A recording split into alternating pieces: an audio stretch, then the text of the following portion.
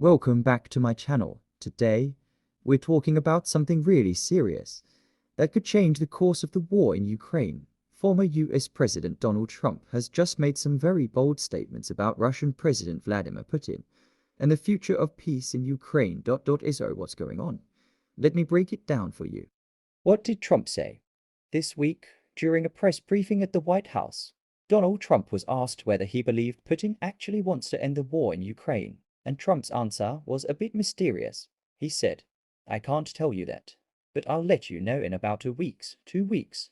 Yes, he actually set a kind of deadline.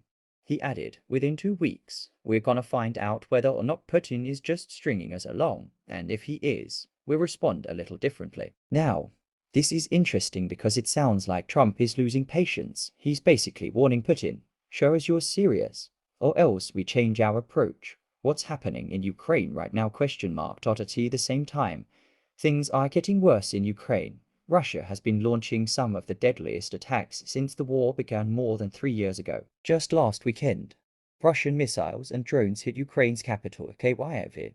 At least 13 people died. Many others, including children, were injured, and the attacks haven't stopped. Even though Trump had a 2-hour phone call with Putin recently and claimed it went very well, Russia attacked Ukraine again just 1 week later. Putin had promised to work on a peace agreement. But so far, no document has been shared, no peace terms, nothing. Trump's social media posts. Trump has also taken to his platform, Truth Social, where he's made several posts criticizing Putin. He said, "Putin has gone absolutely crazy. He's playing with fire." He also posted that something has happened to Putin, which the Kremlin Russia's government dismissed, calling it an emotional overload. In short, Trump seems to be getting more frustrated and more vocal about Putin. Is Trump taking any action? Now here's the part that's confusing to many people. Despite his harsh words, Trump's actual actions have been very different. Earlier this year, Trump suspended US military aid and intelligence support to Ukraine for 8 days. Yes, the US stopped helping Ukraine for more than a week just to pressure both sides into peace talks. But during all this time, Trump hasn't asked for any major concessions from Russia. That means he hasn't really pressured Putin to give up anything. The White House says this isn't about being soft on Russia. They say all the old sanctions from President Biden's time are still in place. But it doesn't seem like this softer negotiation approach is working. What happened after the Trump-Putin call? After Trump and Putin spoke on the phone, Putin claimed he was ready to work on a peace agreement.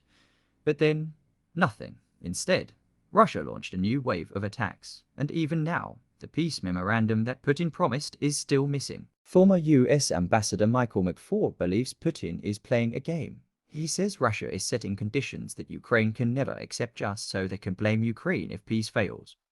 Here's an example. Russia now wants Ukraine to give up parts of its land that Russia doesn't even control yet. Plus, they want the US to officially say Crimea belongs to Russia. That's a big deal because most of the world still sees Crimea as part of Ukraine. Germany steps in. Meanwhile, other countries are stepping up. Germany's new Chancellor, Friedrich Merz, told Ukraine's President Zelensky this week that Germany will help Ukraine build long-range missiles. These are the kind of weapons that could strike deep into Russian territory. Russia didn't like that at all. They warned that this could be a dangerous move and would make peace talks even harder. So what's the big picture? Let's step back and look at the big picture. This war has already killed tens of thousands of people. Russia now controls about 20% of Ukraine's land, including Crimea, which it took back in 2014. The recent attacks show that Russia is not slowing down. Putin's government says a peace deal is in the final stages. But Ukraine says that's not true. They haven't received anything official. Trump is now caught in the middle. He started off asking for a 30-day ceasefire. Ukraine agreed, but Russia didn't. Then Trump shifted his focus. Now he just wants a face-to-face summit with Putin, hoping to make a breakthrough deal. But so far, nothing has worked. And now, we wait. Trump says in 2 weeks. We'll know if Putin is being serious or just playing games. What do you think? What do you think will happen in the next 2 weeks? Will Putin finally agree to real peace talks? Or is he just stalling again? Let me know in the comments. I always read your thoughts and reply when I can. If you found this video helpful and easy to understand, don't forget to like this video, subscribe to the channel, and hit the notification bell so you don't miss future updates. I'll be keeping an eye on this story and bringing you the truth in plain, simple English. Until next time, stay safe, stay informed, and keep asking the tough questions.